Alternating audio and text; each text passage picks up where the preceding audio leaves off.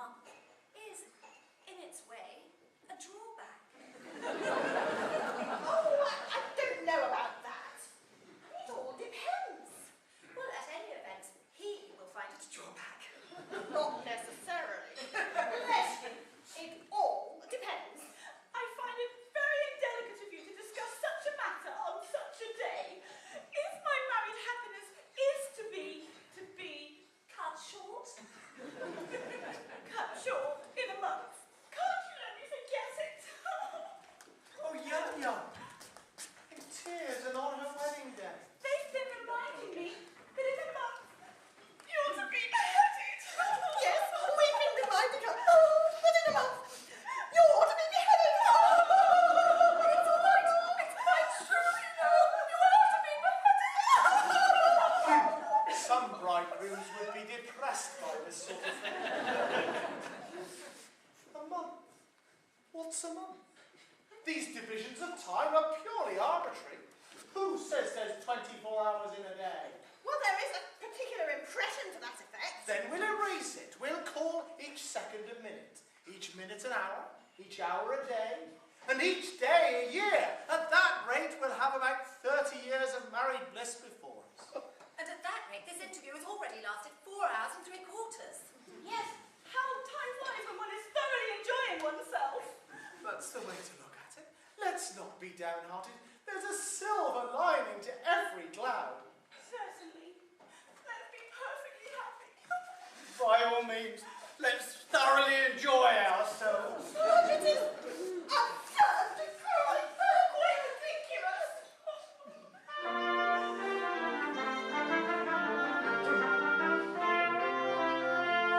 Write it on the wedding day, joyous all we give thee greeting, whither not so fleeting, fickle moment, prithee stay, fickle moment, prithee stay.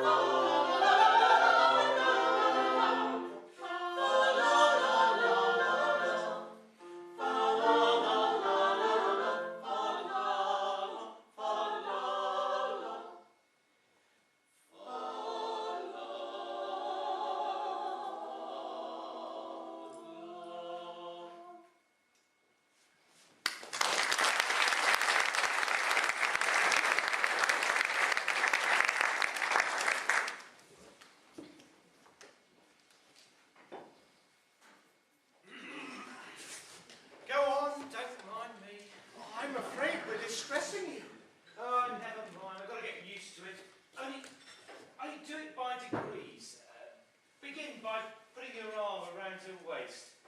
There. Let me get used to that first. Oh, wouldn't you like to retire? It must distress you to see us so affectionate together. I've got to learn to bear it. Oblige me. Let her rest her head upon your shoulder. Like this. Thank you, I'm much obliged. Now, kiss her. Oh, thank you. Oh, it's simple torture. Come, bear up. After all, it's only for a month. It's no good deluding oneself with false hopes. What What do you mean? My child. My poor child. How shall I break it to her? My poor little bride that was to have been. Was to have been? We never can be together. Oh, what? I'm so glad. I've ascertained that by the Mikado's law, when a married man is beheaded, his wife is buried alive. Buried alive? Buried alive, a most unpleasant death. But who did you get that from? From Pooh-Bah, he's my solicitor. But he may be mistaken. So I thought. So I consulted the Attorney General, the Judge Ordinary, the Master of the Rolls, the Lord Chancellor. They're all of the same opinion. I never knew such unanimity on a point of law in my life. But wait a moment. This law has never been put into force. Not yet. You see, the only crime punishable by decapitation is flirting. And married men never flirt. Oh, of course they do. I quite forgot. I suppose I may take it that my dream of happiness is at an end. Darling, I don't want to appear selfish. And I love you with all my heart. I don't suppose I shall ever love anybody half as much. But when I agreed to marry you, my own, I had no idea, my pet, that I should have to be buried alive in a month. Nor I. It's the very first I've heard it. It makes a difference, doesn't it? Oh, it does, certainly. I mean, buried alive. It's such a stuffy death. I call it a beastly death. So you see my difficulty, don't you? Oh, I do. And my own. For if I insist on you carrying out your promise, then I'm doomed to a ghastly death. But if I release you from your promise, then you marry Coco at once. Here's how you do, if I marry you. When your time has come to perish, then the maiden whom you cherish must be slaughtered too. Here's how they do, here's how they do. Here's a pretty mess, in a month or less. I must die without a wedding, let the bitter tears I'm shedding witness my distress. Here's a pretty mess, here's a pretty mess. Here's the state of things. To her life she clings. Matrimonial devotion doesn't seem to suit her notion. Burial it brings. Here's the state of things. Here's the state of things. With a passion that's intense, I worship and adore. But the laws of common sense we ought to ignore. If what you say is true, 'tis death to marry you. Here's a pretty state of things, here's a pretty how we do. Here's a pretty state of things, a pretty state of things. Here's how they do. Here's how we do. Here's how we do. For if what you say is true, I cannot marry you. Here's how pretty, pretty state of things. Here's a pretty how we do.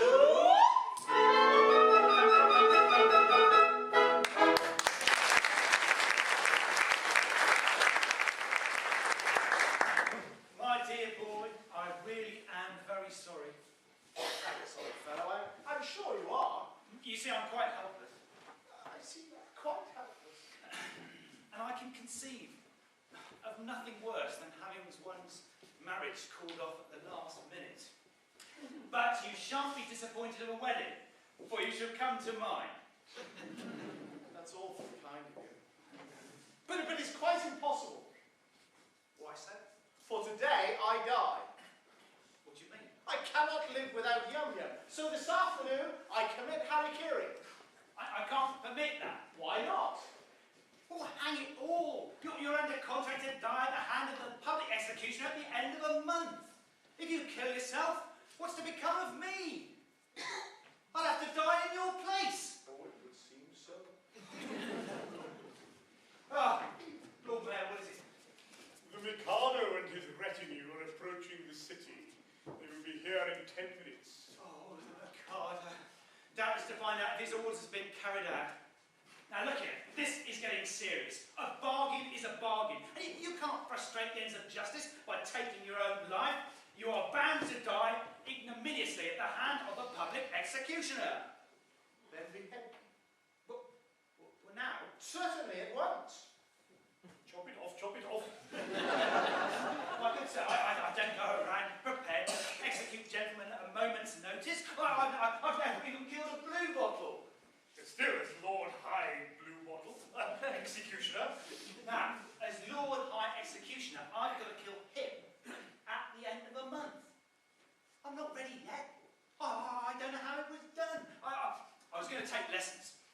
I was going to start with a guinea pig and work my way up through the animal kingdom until I came to a second trombone. Well, you don't think, as a humane man, I'd have accepted the job of Lord High Executioner if I thought that the duties were purely nominal? I can't kill him, I can't kill anything, I can't kill anyone. Oh, my poor fellow. Thanks. We all have unpleasant duties to perform at times. But what is it? If I don't mind, why should you? Sooner or later, it must be done. Must it? I'm not so sure about that. Why should I kill you when making an affidavit that you've been killed will do just as well? Here are plenty of witnesses, the Lord Chief Justice, the Lord High Admiral, the Commander-in-Chief, the Secretary of State for the Home Department, First Lord of the Treasury, and the Commissioner of Police. Where are they? They're there.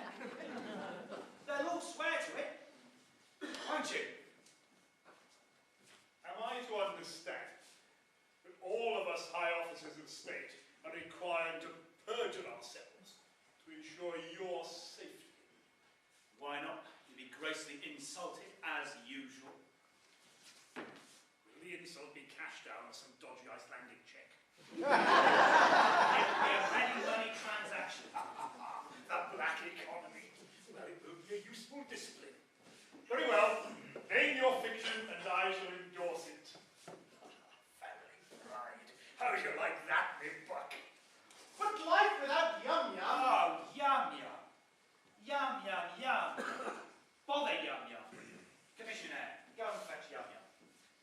Take yum yum. Marry yum yum. Only go away and never come back. Ah, here she is, yum yum. You particularly busy? Not particularly. You got 5 minutes to spare. Yes? Well, go with His Grace the Archbishop of Tiddlypoo and he'll marry you at once. But if I'm to be buried alive... Don't ask questions, just do as I say. Nanky Poo will explain all the way. No. Not for worlds. But here comes the Mikado. Doubtless to see if his decree has been carried out.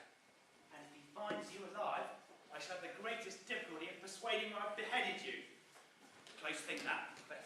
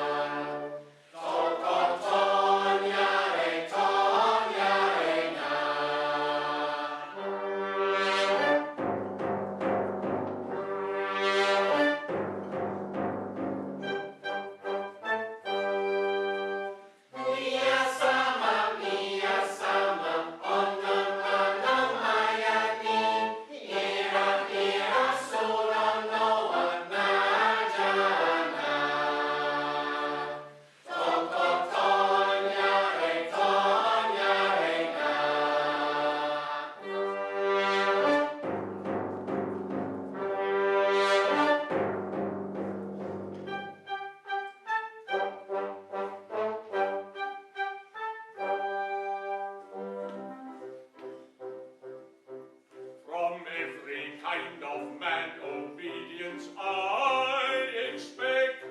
I'm the Emperor of Japan and I'm his daughter-in-law elect. He'll marry his son. He's only got one. To his daughter-in-law elect. my morals have been declared particularly correct. But they're nothing at all compared with those of his daughter-in-law elect. Bow, bow to his daughter-in-law elect.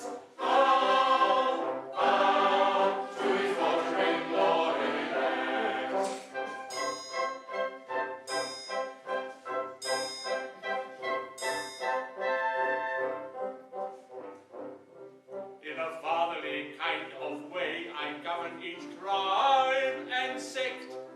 All cheerfully own my sway, Except his daughter-in-law elect.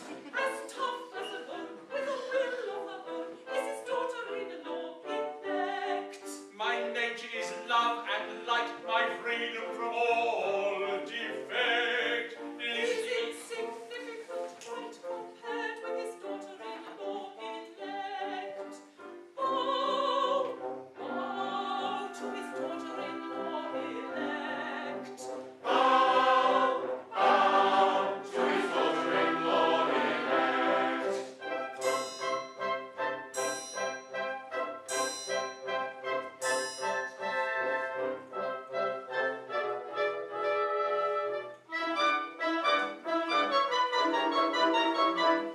a more humane Mikado never did in Japan exist. To nobody second, I'm certainly reckoned a true philanthropist. It is my very humane endeavor to make, to some extent, each evil liver a running river of harmless merriment. My object all sublime, I shall achieve in time, to let the punishment fit the crime, the punishment fit the crime, and make each prisoner pent, unwillingly represent a source of innocent merriment, of innocent merriment. All prosy, dull society sinners who chatter and bleat and bore must listen to Flandel on God's TV channel and do it from 10 till 4. The amateur tenor whose vocal villainies all desire to shirk shall during off hours exhibit his powers to Madame Tussauds waxwork. The lady who dyes a chemical yellow or stains her grey hair blue, her skin shall be tinted and thereon imprinted a coloured Yakuza tattoo. The idiot who in railway carriages scribbles on window panes will see how she suffers when lashed to the buffers of a very slow virgin train.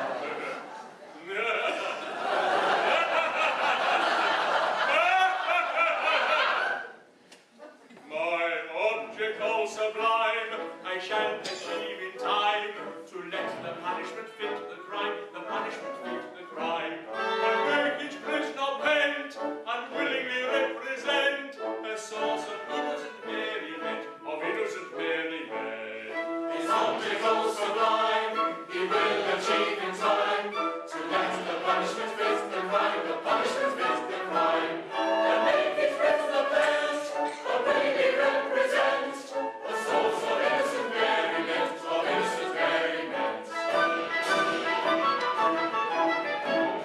The advertising quack who wins with tales of countless cures, his teeth I've enacted shall all be extracted by terrified amateurs. The music hall singer attends a series of masses and fugues and hops, by Bach interwoven with Brahms and Beethoven and classical Monday pops. The business consultant who gets my attention, his doom's extremely hard, is made to dwell in a dungeon cell with a window that's always barred, and there he'll make great long presentations until his legs get cramped on a screen that is torn with a pointer forlorn and a broken projector lamp.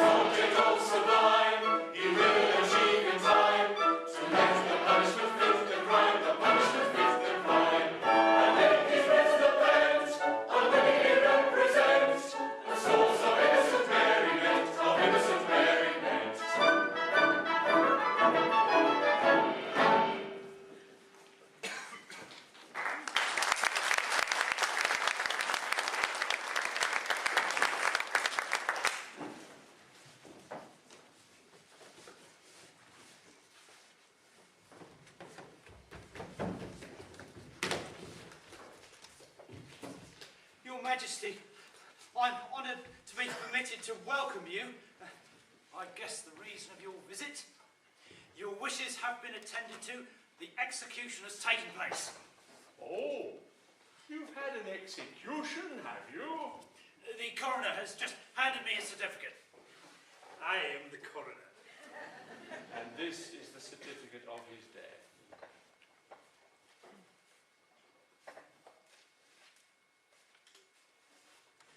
Titipu, in the presence of the Lord Chancellor, the Lord Chief Justice, the Attorney General, the Master of the Rolls, the Secretary of State for the Home Department, Lord Mayor and groom of the second floor front. They were all there, Your Majesty. I counted them myself. A very good house. I wish I'd been in time for the performance. A tough fellow he was too. Gigantic strength. His struggles were terrific. It was a remarkable scene. Oh, describe it.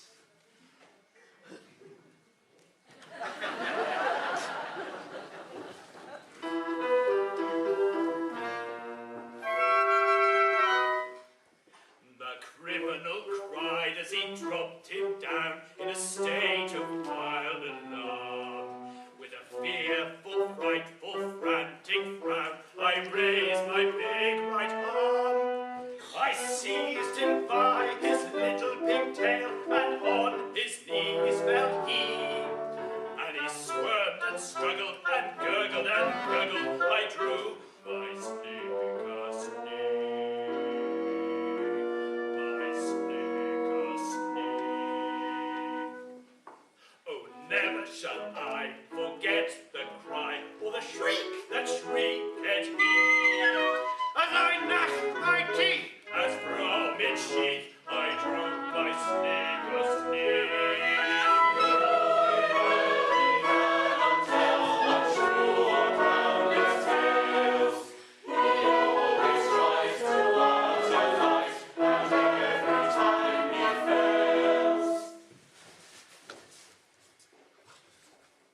He shivered and shook as he gave the sign, but the stroke he didn't disarm.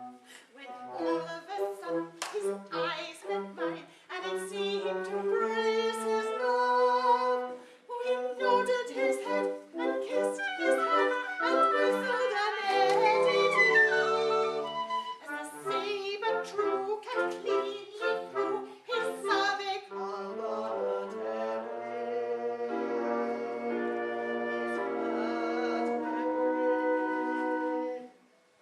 When a man's afraid, a beautiful maid is a cheering sight to see.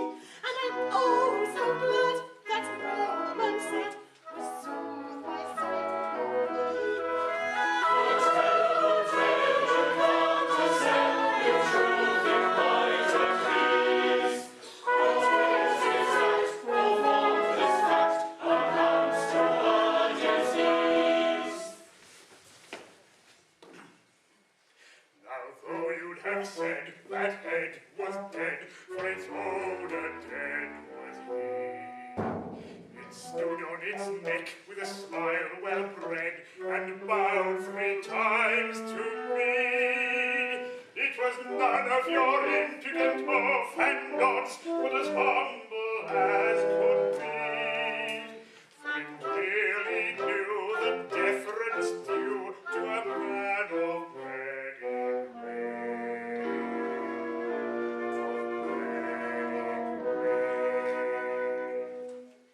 And it's oh, I vow that deathly bow was a touching sight to see. Though trunkless yet, it couldn't forget the deference due to me. It's naughty youth who speaks the truth wherever he finds it pays. And in his case, it all took place exactly as he said. Exactly, exactly, exactly, exactly as he said.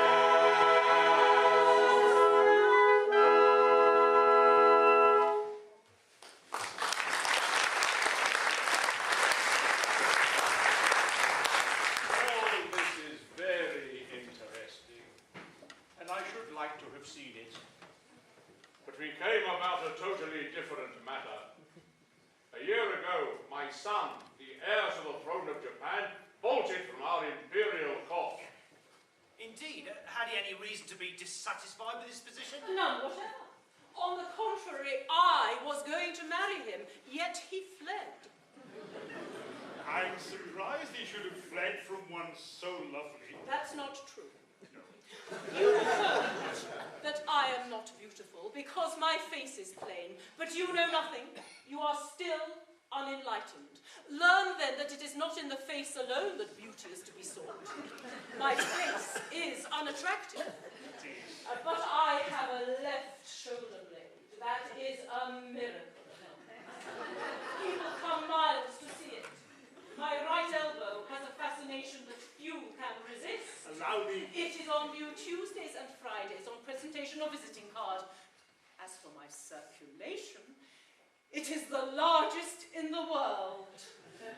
And yet he fled. And is now masquerading in this town, disguised as a second trombone. A second trombone? Yes. Would it be troubling you too much if I asked you to produce him? He goes by the name of Nanki Poo. Nanki Poo. Nanki Poo? Well, it's very easy. That is to say, it's rather difficult. He's gone abroad. England. Somerset. Gone abroad. His address. Hemstridge. What is the matter? See here, his name, Nanki Poo, beheaded this morning. Oh, where shall I find another? Where shall I find another?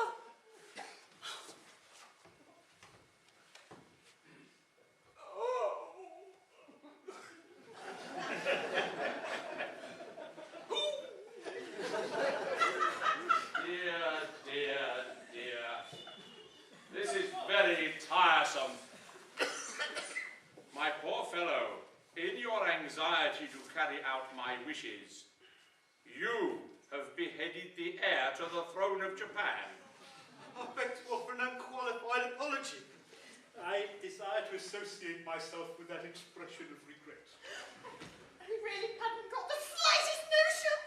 Of course you hadn't. How could you? Come, don't distress yourselves. It was no fault of yours. If a man of exalted rank chooses to disguise himself as a second trombone, he must take the consequences. It really distresses me to see you take on so. I've no doubt he thoroughly deserved all he got. We're infinitely obliged to you, Your Majesty. Much obliged, Your Majesty. Very much obliged, Your Majesty. Obliged? Not a bit. Don't mention it. How could you tell? We couldn't tell who the gentleman really was. It wasn't written on his forehead, you know. It might have been written on his handkerchief, but Japanese don't use handkerchiefs. I forget the punishment for compassing the death of the heir apparent. Punishment? Yes, something lingering. With boiling oil in it, I fancy. Something of that sort. I think boiling oil occurs in it, but I'm not sure. I know it's something humorous, but lingering. With either boiling oil Or melted lead. or melted lead. Come, don't fret. I'm not a bit angry. If Your Majesty will accept our assurance, we had no idea. Of course. And I had no idea. I wasn't there. That's the pathetic part of it. Unfortunately, the fool of an act says, compassing the death of the heir apparent. There's not a word about a mistake, No, or not knowing, no, or having no notion, no. or not being there. There should be, of course. Yes. the slovenly way in which his acts are always drawn. But don't worry, it will be all right. I'll have it altered. Next session. Oh. Now, shall we see about your executions? Would after luncheon suit you? Can you wait until then? Oh, yes, we can wait till then. Then we'll make it after luncheon. I don't want any luncheon. I'm really very sorry for you all, but it's an unjust world, and virtue is triumphant only in theatrical performances. See how the fates their gifts allot, for A is happy, B is not, yet B is worthy, I dare say, of more prosperity than A. Is B more worthy? I should say he's worth a great deal more than A. Is happy, oh so happy, loving, jumping, making, undeserving happy, undeserving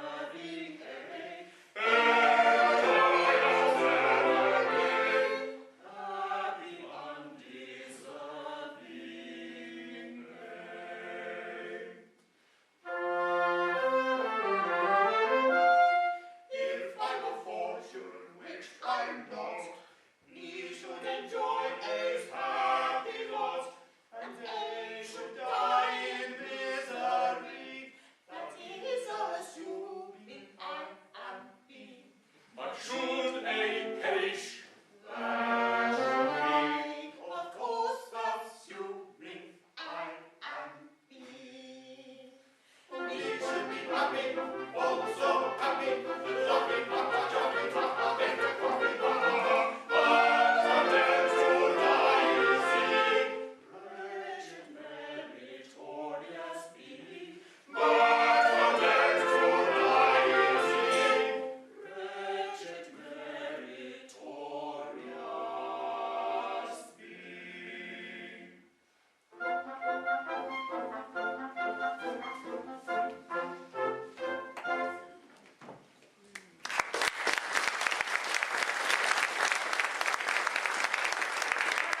What mess you've got us into? With your nodding head and reference you to a man of pedigree. Merely corroborative detail intended to give artistic verisimilitude to an otherwise bald and unconvincing narrative. Corroborative detail indeed. Corroborative fiddlestick. And you're just as bad as he is with your catching his eye and whistling an air. But that's so like you. You will put in your oar. And what about you and your big right arm? Yes, and your snipper-sneak. Well, never mind that now. There's only one thing to be done. Naki, who hasn't started yet, he must come back to life immediately. Ah, here. Naki, I've got new good news for you. You've been reprieved. Oh, it's too late now. I'm a dead man. And we're off on our honeymoon. Nonsense. Something terrible has just happened. It seems you're the son of the Mikado. Oh, but that happened ages ago. Is this the time for airy persiflage? Your father is here with Katisha. My father? And Katisha? He wants you particularly. So does she. Yes, but he's married now. But bless my soul, what's that got to do with it? Katisha claims my hand in marriage. But I can't marry her because I'm married already. Consequently, she will insist upon my execution. And if I'm executed, then my wife will be buried alive. You see our difficulty. Yes. I don't know what's to be done. There's just one chance for you. If you could persuade Katisha to marry you, then I could come back to life without fear of being put to death. I marry Katisha? I really think it's the only course. Why, good girl, have you seen her? She's something appalling. Ah, that's only her face. She has a left elbow that people come from miles around to see. I'm told that her right heel is much admired by connoisseurs. My good sir, I decline to pin my heart to any lady's right heel. It's like this. Katusha is single, I prefer to remain a disembodied spirit. When Katusha is married, then existence will be as welcome as flowers in spring.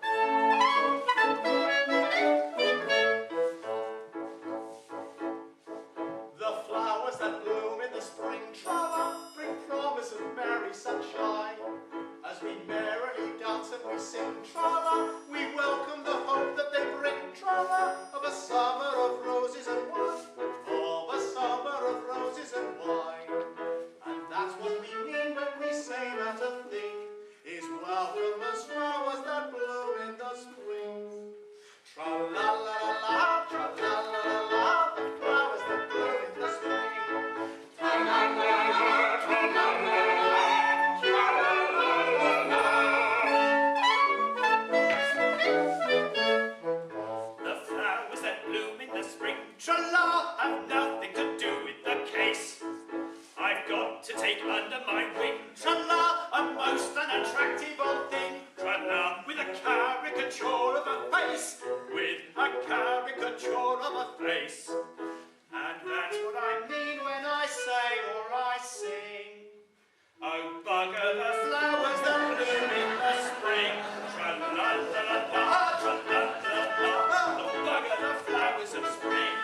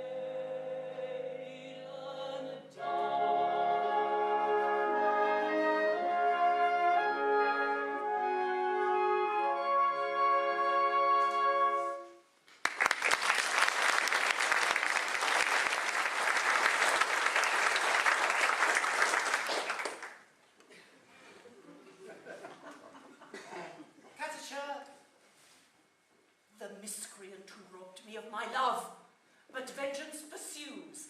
They are heating the cauldron. Katusha, behold a son at your feet. Katusha, mercy. Mercy? Have you mercy on him? See here, you have slain my love. He did not love me, but he would have loved me in time. I am an acquired taste. Only the educated palate can appreciate me. I was educating his palate when he left me. Well, he is dead, and where shall I find another? It takes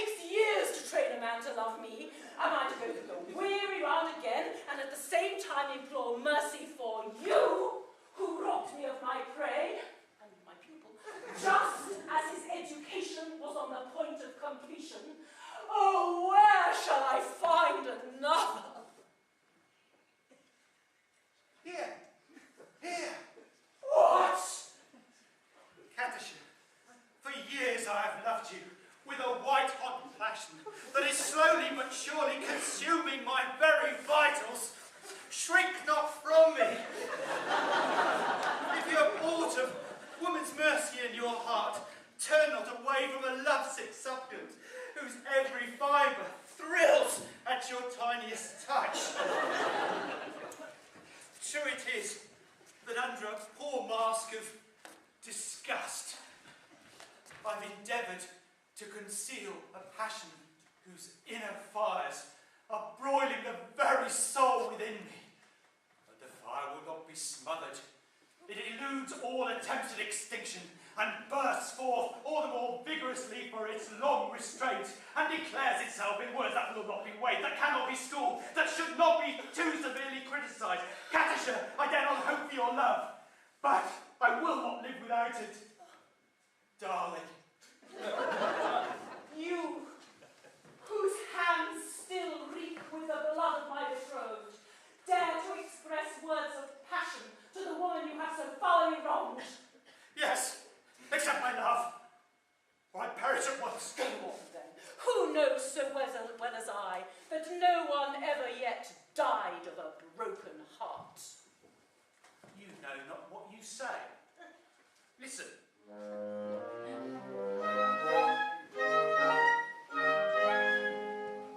On a tree by a river, a little tom-tit sang willow, tit, willow, tit, willow. And I said to him, Dicky bird, why do you sit singing willow, tit, willow, tit, willow? Is it absence of intellect, birdie, I cried, or a rather tough worm in your little inside? With a shake of his poor little head, he replied, oh, willow, tit, willow, tit, willow.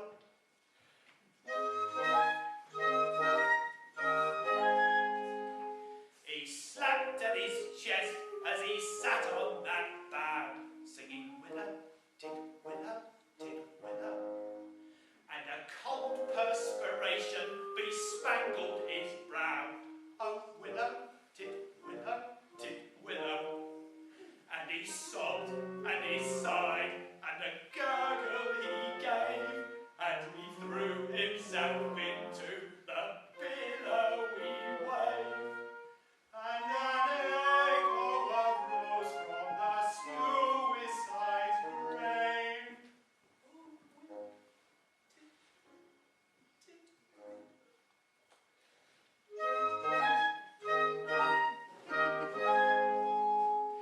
Now I feel just as sure as I'm sure that my name isn't Willow, tit, willow, tit, willow. It was blighted affection that made him exclaim, oh, willow, tit, willow, tit, willow. And if you remain careless and obdurate, I shall perish as he did, and you will know why. Though I probably shall not exclaim as I die. Oh, willow, tit, willow, tit, willow.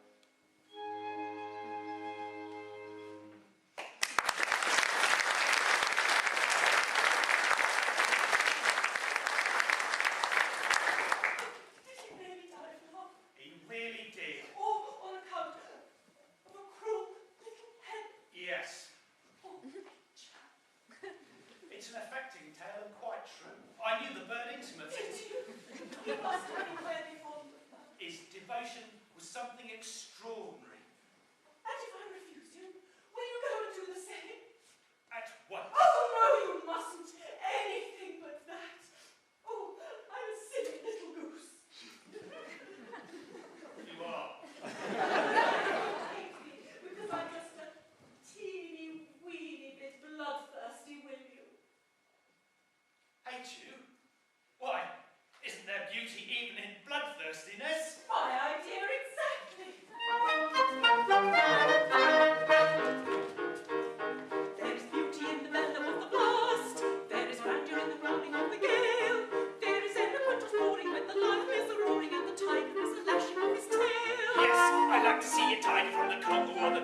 especially the lashing of steel. Volcanoes are the splendor that is grim, and earthquakes only terrify the dogs. But to him who's scientific, there is nothing less terrific in the falling of a flight of thunderbolts. Yes, in spite of all my weakness, if I have a little meekness, it's a passion for a flight of thunderbolts. If that is something very don't tell, it's evident very well taste so well. Away we go and merrily, merry no darling, tarry till the day is done.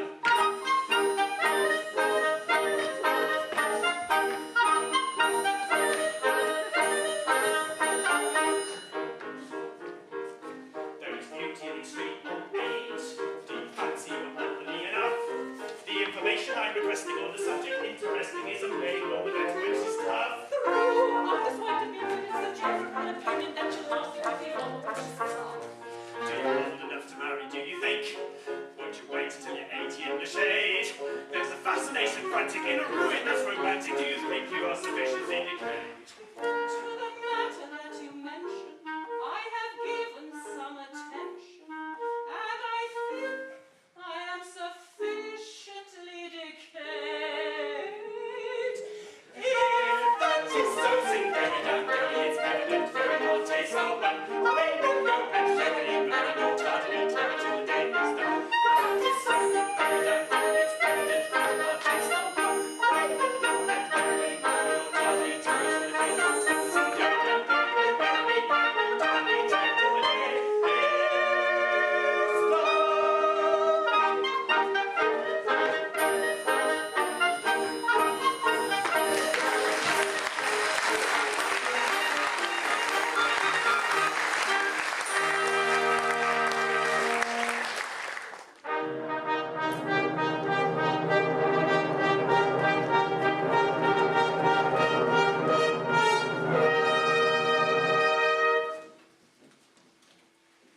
Now then, we've had a capital lunch and we're quite ready. Have all the painful preparations been made? Your Majesty, all is prepared. Then produce the unfortunate gentleman and his two well-meaning but misguided accomplices. mercy! Mercy for Coco, mercy for Pity Sing, mercy even for I beg your pardon, I didn't quite catch that last remark. Mercy even for Pooh-Bah. mercy. My husband that was to have been is dead, and I have just married this miserable object. I see. You've not been long about it. We were married after lunch before the registrar. I am the after-luncheon registrar. My difficulty is that as you have slain the heir apparent, The heir apparent is not slain.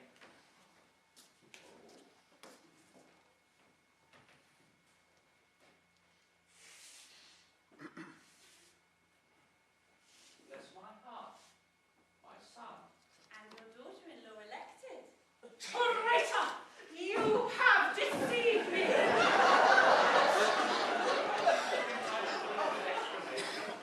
but I think you would give it better whole than in pieces. It's like this, Your Majesty. It is true that I stated that I had killed Nanky Poo. Yes, and with most affecting particulars. A merely corroborative detail intended to give artistic... Will you refrain from putting in your oar? It's like this, Your Majesty. Your Majesty says let a thing be done. It's as good as done. Practically, it is done. Because Your Majesty's will is law. Your Majesty says, kill a gentleman, and a gentleman is told off to be killed. Consequently, that gentleman is as good as dead. Practically, he is dead. And if he is dead, why not say so? I see. Nothing could possibly be more satisfactory.